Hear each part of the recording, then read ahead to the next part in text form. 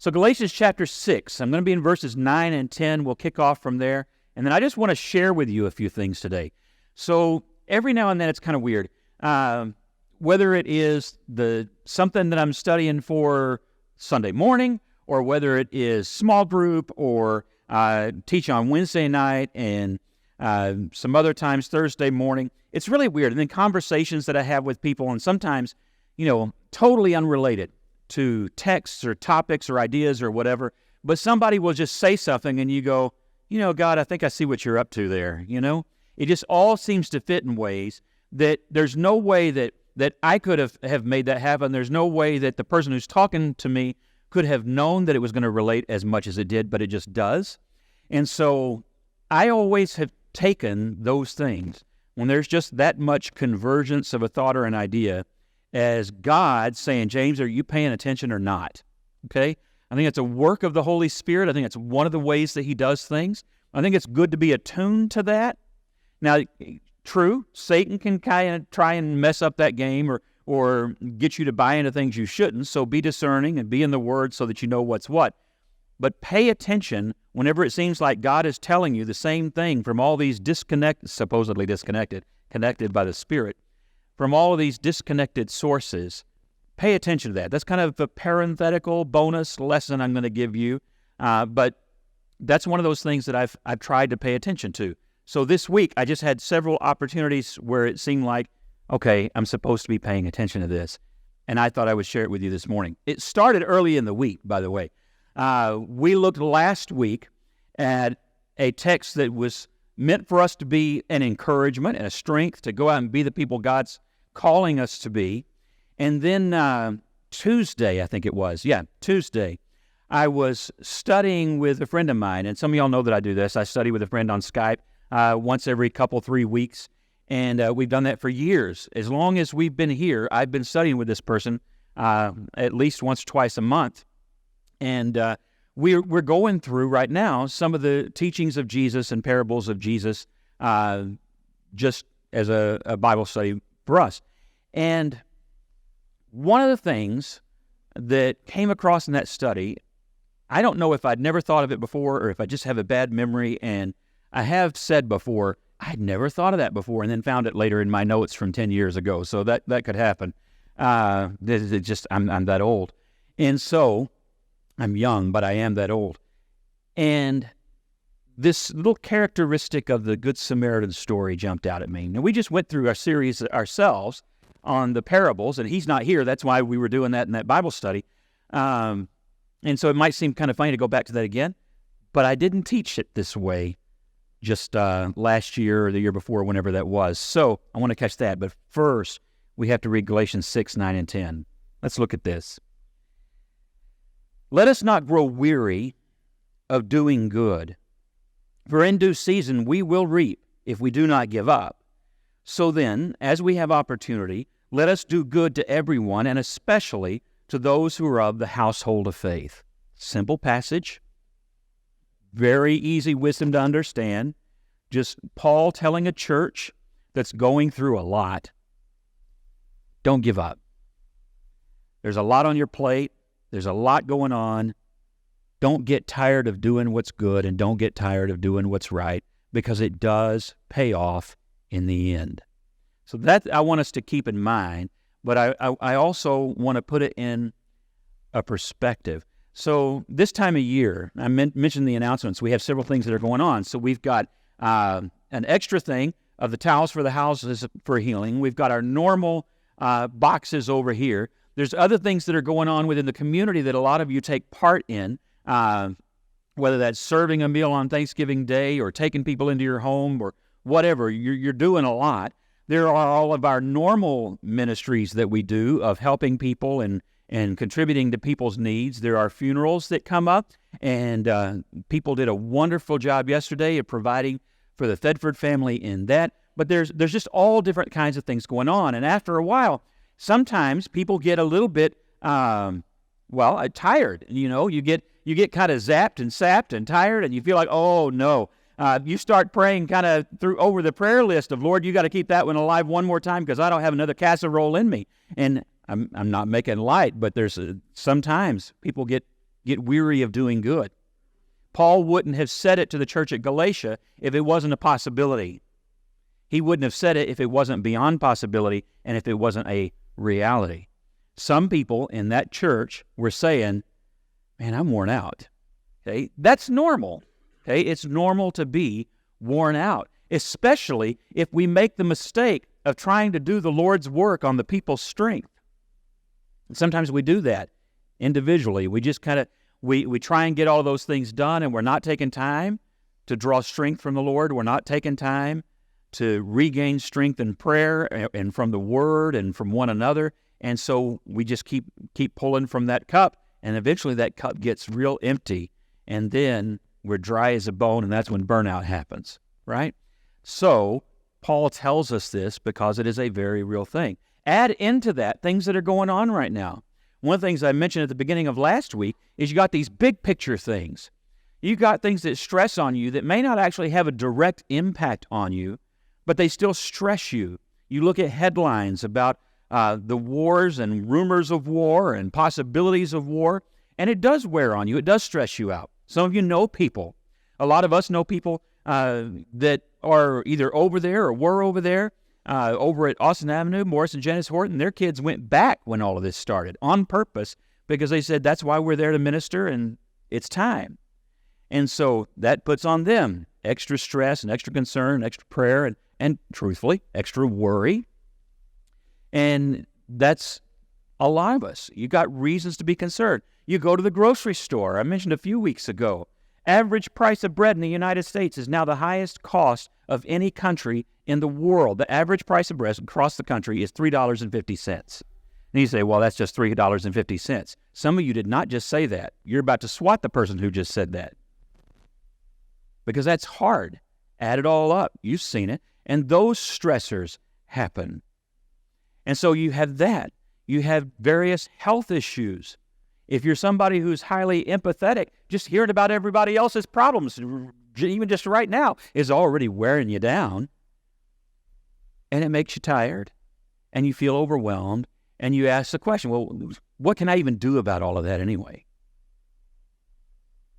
And it's real easy in that moment to grow weary of doing good. What good is it for me in my little spot in the world to do the little things I'm doing if one person can go and blow up half a country and start a war that who knows when it'll end? What good is my little bit where I am? Who is it that wants you to ask that question that way? Satan. Because if he can get you discouraged and tired of doing good or making you feel like your good is insignificant, you know that doesn't come from God. Because God will never put into you that your work for good is insignificant. God will never say that any gift given to you in His name and to His glory and to the ends of His kingdom is insignificant. It's God who says, don't despise the small things. It's God who inspired the hymn writer to say, little is much when God is in it. It was God in the flesh, Jesus Himself, who sat across from this widow lady and sees her put in 2 mites. And He's not just speaking metaphorically, and He's not just trying to make her feel better. He genuinely was impressed by her gift. That's our God. There's no too small. There's no insignificant. And He doesn't want you to feel like it's not important, not helpful, or not enough. Because He may have created you for just those 2 mites, for just that small effort, and the seed that it creates in someone else's heart because of love. So, I had one of those aha moments the other day when I was reading Good Samaritan parable. Go over there to Luke chapter 10, and I'll show you what I'm talking about. I don't think there's probably any parable that's any more familiar, whether you're even a Christian or not. Almost everybody knows the story. You at least kind of know about it. You have hospitals, named Samaritan Hospital. My daughters were named, and they weren't named. Well, we did name them at the hospital. They were named and born and all of that stuff in the hospital named after this parable, Samaritan Hospital. And we have ministries, Good Samaritan Ministries right down here, but it's not even the only one. but it is one. The Good Samaritan Ministries, because of the echoes of the goodness of what happens in this parable. By the way, another little parentheses is going up because this is my mind thinks in parentheses. I just throw them freely all over the place. They're not squirrels. They're parenthetical statements. Okay, that's important. Big distinction. Because I planned on this one, so it can't be a squirrel. It would be a scheduled squirrel. Good Samaritan Ministries, every year, this time of year, this is opening weekend of regular hunting season. And one of the things they have is the Deer Project. And the Deer Project is incredibly important because they get thousands and thousands of pounds of meat that goes out to families in our community in Brown County. Little advertisement here. So if you are a hunter and you have tags and you have a freezer, like right now, my freezer, I couldn't get a deer and have anywhere to put it. So what am I going to do? Well, I'm going to go and give it to somebody else instead. So when you go hunting and you say, okay, well, I've got enough for my family, this is what Good Samaritan asks you to do. Look at your tags. You still got one left. Go get a deer, take it to one of the drop-off points for Good Samaritan at one of the processors, and that becomes 30 pounds on average, 30 pounds of ground meat for families in our community. 30 families' dinner, one deer. So do that. You got a chance to do that, you go do that. And especially because one of the things that they shared with us at Kiwanis this week is last year was actually the lowest amount of food they've gotten in years. Of course, there were some issues there out of people's control with just the health of the deer and things like that last year, so there was some of that. There's also less and less huntable land around here for normal people to go hunt, and people who shoot $20,000 deers rarely give to the Good Samaritan their meat. And so as those high fences, and I'm not knocking them, I know there's people here who are a part of that, so don't take that the wrong way. It's just a reality that they were sharing. As that has taken over Brown County, the ability for people to go and get deer for the Good Samaritan Project is going down. If you have any influence there, maybe you can go talk to somebody and say, hey, we're having an impact. It's not, there's good impact and bad. It's always a mixed bag, but this is an unintended consequence, and can we do something to help with that? Y'all know some people. Y'all go talk to them. If they can't send a deer, they can send a check. But that's a real, I did throw that in there. Send it to Good Samaritan Ministries, Brownwood, Texas. Find it on the internet. But anyway, all of that matters. It's not insignificant. And so it's not just going out and playing. You're going out there, you hunt, you get that for somebody else, and you give 30 meals on tables.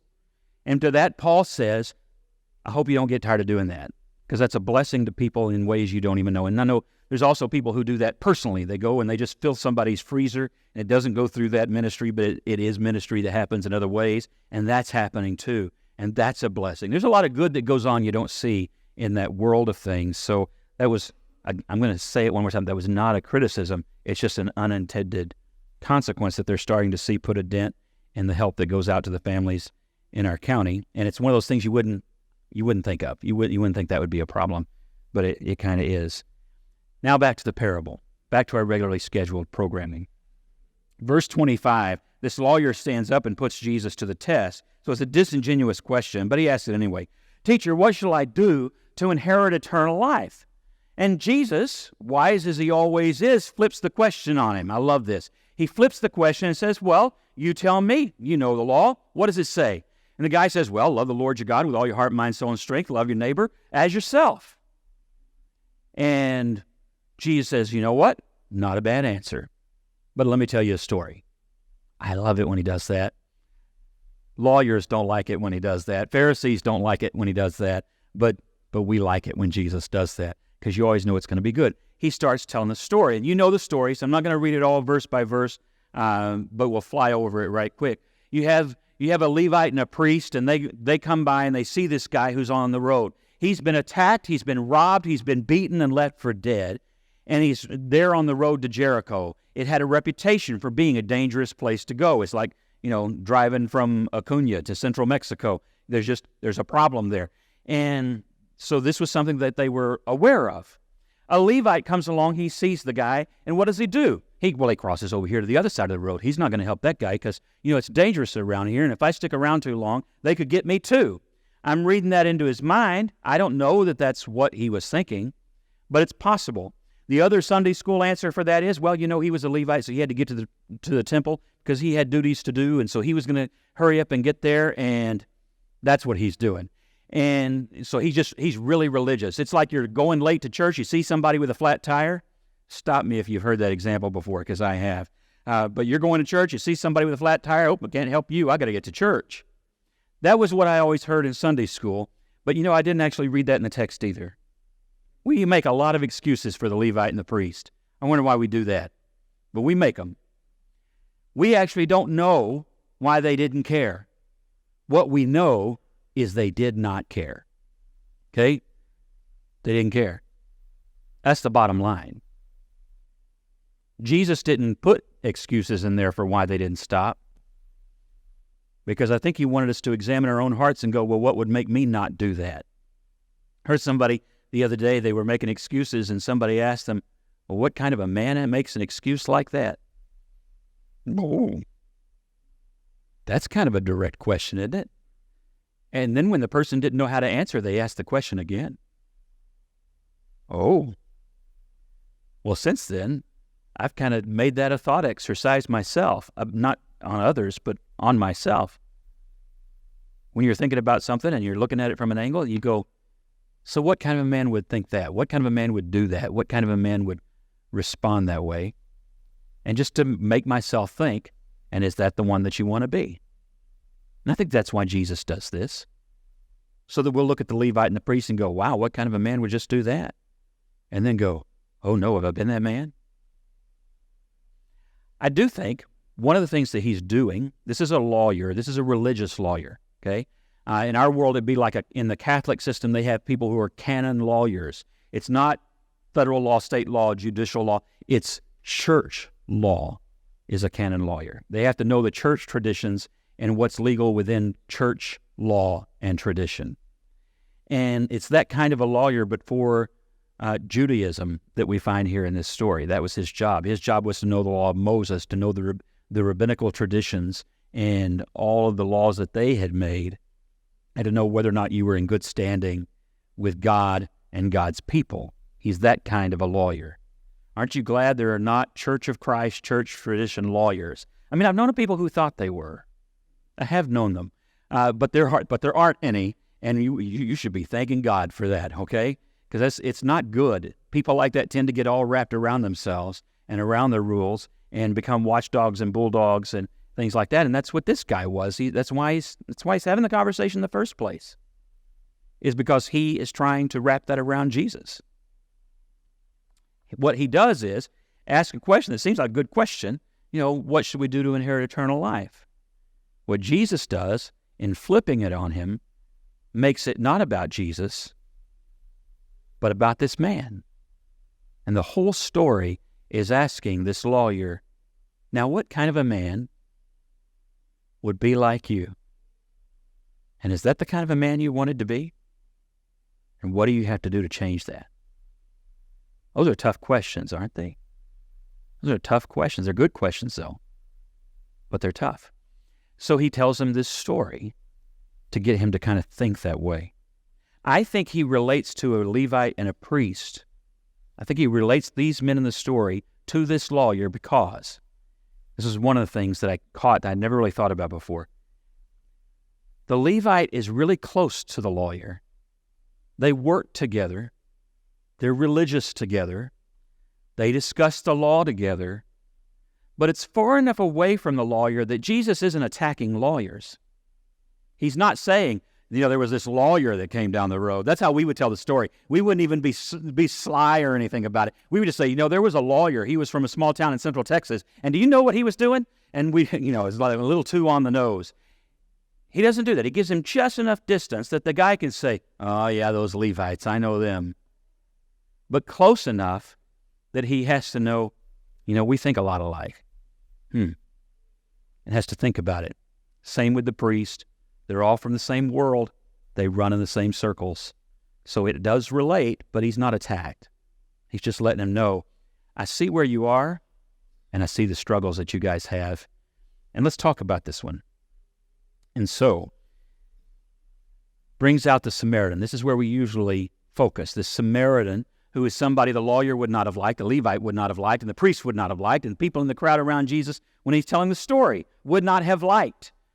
Okay, this is like at the level of Israeli versus Hamas. I mean, this is a huge difference between these people.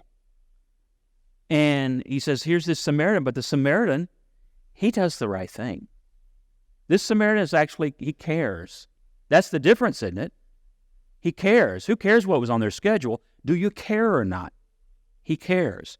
Was he tired? Probably. He's having to walk like from here to Abilene. So yeah, he's probably tired. So what? He cares. And he cares about this other human being. And it doesn't matter that there's no relationship between the two, and that if the guy wakes up, he might be mad at the Samaritan helping him. This might be like some of you laying there almost dead on the side of the road, and somebody in a UT shirt comes and tries to help you. Ralph would summon just enough strength to roll over into the ditch and get away. Am I right? That's not going to happen.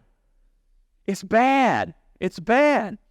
And yet he helps him because he loves and because he cares. Now here's the thing that is my big aha. I am getting there. This was the big thing. I'm looking at this, and I'm looking at the actions the guy takes. So he dresses his wounds, he takes care of him, he takes him to the inn. When I was in Sunday school, it was always a big deal made about the fact that he goes and he pays for the inn and how much it costs, and the fact that he leaves behind his American Express card, because I guess that's what the Sunday school teacher had, because that was the example, leaves behind his American Express card with the innkeeper, that's brave, and says, you know, whatever other expenses there are, I will cover them. And it was always presented in a way that made it sound like the Samaritan has just like practically given away a free Cadillac. I mean, this is just so generous and so over the top and so amazing that as a kid, and even sometimes as an adult, I would read that and see that and think, you know, that's pretty huge. This guy is like at a heroic level of generosity. And I don't know why I never really paid it much attention. I normally, whenever there's money involved in a parable or a story like that, I will look, like with the guy who is forgiven, and it's like $10 million worth of debt. I'll go and I'll look so that I can kind of relate to the worth. But this one I just never bothered because I trusted my Sunday school teacher. It was a lot of money. But it's not. The bill came to 2 denarii. A denarii is a day's wages. Now that's significant, but it's not a lot. If you want to argue with me about that, try and live on a day's wages for the next month. Oh, it's not a lot. I don't even know if you can get a hotel for a denarii anymore. But this is what he left. 2 days' wages. And it hit me like a ton of bricks when I read that this week, in the middle of our Bible study online. It just hit me like a ton of bricks, and I was like, no, let me look at that. I actually had time. You take a second. I got to look at this again. And I'm going through it, and I'm thinking, 2 denarii, it's just a couple of days' wages. Why have we made this person out to be like Superman? Any of us can do this. And I think the point we miss in the parable is that anybody can do this. Jesus wasn't making the Samaritan out to have gone over the top. He was actually saying, if you think inheriting eternal life seems like this impossible, unobtainable thing, and if summing it up as loving the Lord your God with all your heart, mind, soul, and strength, and your neighbor as yourself makes it sound like this huge ordeal, let me show you how simple and easy this actually is. The meaning of the story is the opposite of how we sometimes cast it. He's saying this is how easy it is. 2 days' wages, and you're doing the will of God. That's all. Now, is that an amount we're supposed to pay attention to? No, that's actually his point. You can handle this. because doing good doesn't come at such a high cost. Love is actually affordable. Love is easier than you think. Love is more attainable than you think. Generosity does not mean that you have to have given an entire house to somebody. It means you have to give them love and kindness and what they need in the moment. And he didn't even try to do it all himself, did he? He outsourced some of the kindness. He passes it on to the innkeeper. He offers to cover expenses, but he is making the assumption that the innkeeper is also going to do the will of God. He will continue to keep him bandaged. He will continue to keep his wounds cleaned. He's going to keep him fed. He's going to keep him hydrated. He's going to keep him in shelter. And he is entrusting that person to do good too. Because good people generally expect everybody else to do good too. He didn't take it all on himself. He didn't feel like he had to cancel everything and stop the whole world. He did what he could, when he could, with what he had, and involved other people in it. That's how you keep doing good without growing weary. Involve somebody else, share the burden, do what you can, realize God is not expecting of you to completely shift and move the entire world. I'll give you 2 examples and then I'm going to be done, I promise. One was yesterday at the funeral. And luckily I don't have the letter today because I got to tell you, in the last couple of weeks, I have had more occasions to cry than a man is supposed to have in 20 years, okay? And I'm just kind of done, okay? I'm cried out. I don't know what the Lord's been doing, but he's been doing something. And it's just driving me a little bit batty. Okay, so yesterday I'm reading this letter, and it's from a guy named Leroy, who was a 5th grade student at Jim Ned, and Ramona Thedford stepped into his life. I mean, I can feel it already. I'm going to do my best. When I read the letter yesterday, I had scanned the letter before. It was emails back and forth between them, and when I read it, man, one of those lines just absolutely got me, and I'll try to get through it. He writes to her and says, Dear Mrs. Thedford, yada, yada, yada. And he says, I'm a 5th grade student. I don't know whether or not you'll remember me, but you were my teacher at a time in my life that was really hard. I'm just kind of summarizing. It's not word for word. That was really hard. He said, my mother was beating me. I didn't have everything I needed. It was hard in school, and I was having all this trouble, and he kind of goes through that list. He says, on one of those days where I'd really been beaten to a pulp, I'm going to cry. I can feel it. You took me home for a few days, and I saw there what a real family is like. Your kids treated me just like one of the kids. You treated me like one of the kids, and I saw what love actually looks like. Now, what did Ramona really do? Was that a high cost? One extra 5th grader at the table? I mean, if you're at a buffet, yes, that's an extra cost. But at home, is that really that big? Is it something where you sit there and go, oh, I don't know if I can really handle this. I don't know if I can do this. No, it's really not that big a deal at all. I guarantee you, to Ramona Thedford, that was not a big deal. It was just the right thing to do. She saw a kid that needed loving, and she loved him. She did like the Good Samaritan. She didn't love him alone. She let other people participate. And so her kids showed him kindness, and Bill showed him kindness. And it was so simple. My grandparents used to do the same thing. They would have there was a kid at what's the name of it? The Bowles Children's Home over in East Texas. And they lived nearby. And so every Sunday they would bring this young man home, and they would have dinner.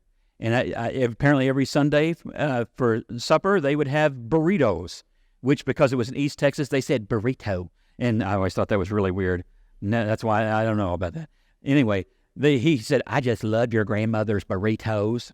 You sound funny. That's what I was always thinking. But apparently she made good burritos. I don't remember ever having my grandmother's burritos, ever. But that's what she did. And it made a difference in his life. So it kept him strong. And he would go to church with him. He was a lifelong Christian, worked for one of our Christian colleges as a librarian and all of that, and just a really, really great guy. And he always credited my grandparents. He actually knew my grandparents on both sides. It was from him that I received the gift, because nobody else had ever told me this, of knowing that it was my one grandfather who had baptized my other. We were at a Dairy Queen one time, and he started talking family history I didn't know about. And he told me about all of that and gave me some things and memories that that wasn't there for and didn't know. Very, very cool. And that just came out of something so simple as, would you like to come home with us and have a burrito? That's all it was. Lifelong faith, lifelong friendship, lifelong family out of such a very small, kind act. Yesterday, coming back from the graveside, Norlene was telling us about somebody that some of us here in the room would know, so I'm going to keep this very generic, but was telling us about a need of a young kid for a pair of glasses. Now, I can relate to that, okay? If I take my contacts out right now, which I would never do voluntarily, but if I took them out right now, I would not be able to see my Bible right here. Okay, my vision is such, I see it's right there. There's a window about that big where I can see clearly about right there. And I know it's right there because the other day I was going, when did that get right there? I thought it was right there. I don't know. It's happening. And that's about how far I can see. I've been wearing glasses and contacts since the second grade. So I relate to that. She's telling me about this kid that doesn't have glasses and having to look at the screen so close his nose almost touches the screen. And my heart broke. And I told her then, this is not there's no credit seeking here, okay? This is just what we're going to do. I told her, you let me know, because she'd already told somebody else that may be able to take care of that. And I said, you let me know whether or not this kid gets the glasses he needs. I said, because I know where he can get an eye appointment for like $55, $60.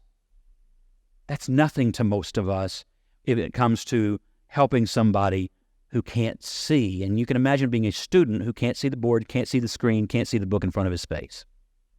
That's not a luxury, glasses. That's a necessity. And glasses now, you can order offline or offline. They were online when you saw them, but offline when you get them. Off a line. That's like an old man way to put it, isn't it? You can get them off of the internet. And you can get those things so affordably that I just told her, I said, you find out when that's going to happen, and I guarantee you we get this kid glasses.